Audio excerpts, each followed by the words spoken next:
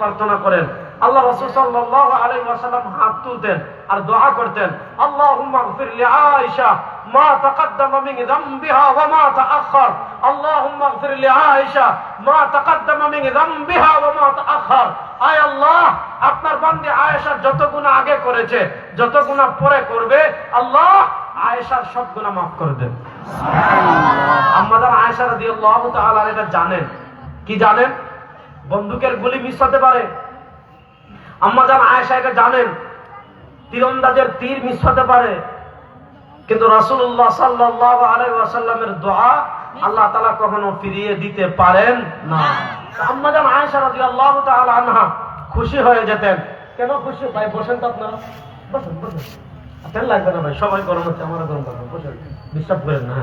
আম্মা জান আয়েশা রাদিয়াল্লাহু তাআলা আনহা খুশি হয়ে যেতেন।